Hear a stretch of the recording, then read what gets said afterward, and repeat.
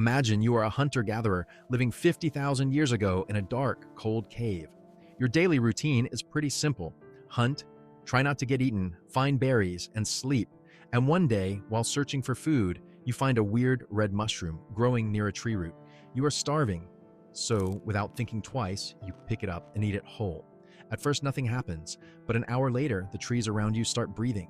The sky turns bright purple, and you see giant glowing spirits dancing around your campfire. You think you just talked to the god of the sun, but in reality, you just had your first psychedelic trip. Welcome to the bizarre, mind-bending history of how ancient humans discovered drugs. For a long time, historians believed that drug use was a modern problem created by cities and stress. The classic story says, early humans were pure natural survivalists who only consumed meat, water, and wild berries. It sounds noble, logical, and heartwarming, but it is completely wrong. Because archaeological evidence proves our ancestors were constantly seeking ways to alter their minds. In fact, psychoactive plants shaped human culture, religion, and survival way before we invented agriculture. So how did it actually begin? It all started with a concept scientists call the accidental intake theory. Early humans didn't have farms, supermarkets, or food safety inspectors. When food was scarce, they ate every leaf, root, seed, and fungus they could find. Inevitably, someone stumbled upon plants packed with alkaloids like opium, mescaline, or psilocybin. And when an animal or human eats a plant like that, the brain chemistry changes instantly. Some plants killed them on the spot, but others did something far more interesting. They relieved pain. Imagine having an infected tooth or a broken bone in 30,000 BC with zero pain medication. Finding a wild willow bark containing salicin, the precursor to modern aspirin, was basically a miracle. Early humans quickly memorized which plants killed pain, which gave energy, and which caused visions. This knowledge was passed down through generations, becoming the foundation of ancient medicine. But plants didn't just heal physical wounds. They unlocked the human imagination. And this brings us to one of the most controversial ideas in science, Terence McKenna's stone date theory. In the late 20th century, ethnobotanist Terence McKenna proposed a radical idea about human evolution. He argued that as early primates moved from shrinking forests onto the African grasslands, their diet changed. They began tracking herds of cattle and wild grazers for food and shelter. And growing directly in the dung of these animals was psilocybe cubensis, magic mushrooms. McKenna suggested that consuming low doses of these mushrooms improved visual acuity, making them better hunters. Slightly higher doses increased sexual arousal and social bonding within the tribe. And large doses triggered profound mystical experiences, language development, and self-awareness. Mainstream evolutionary biologists largely reject this theory as an oversimplification of complex genetics.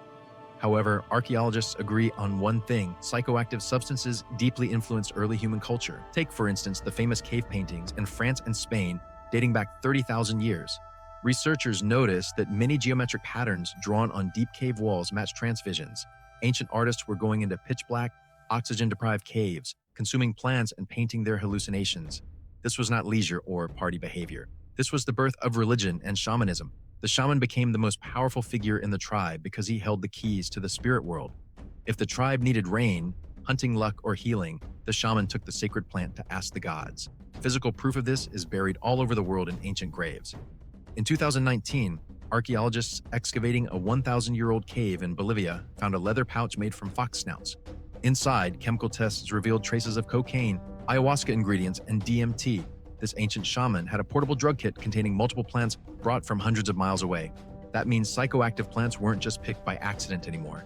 They were traded like precious gold. And when humans finally stopped roaming and invented agriculture 10,000 years ago, everything escalated. We didn't just farm wheat and barley for bread. We farmed them to make alcohol. In fact, some historians argue that the desire for beer is what forced humans to settle down in the first place. In ancient Sumer, beer was so important that workers were paid in daily rations of alcoholic ale. In ancient Egypt, opium poppies were cultivated in massive quantities for medical sedatives. And in ancient China, cannabis was grown over 4,000 years ago for both rope fiber and herbal medicine. Every major civilization in human history built its foundation around at least one mind-altering substance, which leads us to a fascinating biological question. Why are human brains so susceptible to these plants? Plants didn't evolve THC, caffeine, or psilocybin to help humans have a good time on weekends. These chemicals evolved as natural pesticides to paralyze, poison, or confuse hungry insects. Insects have tiny brains, so a microdose of plant poison stops them completely.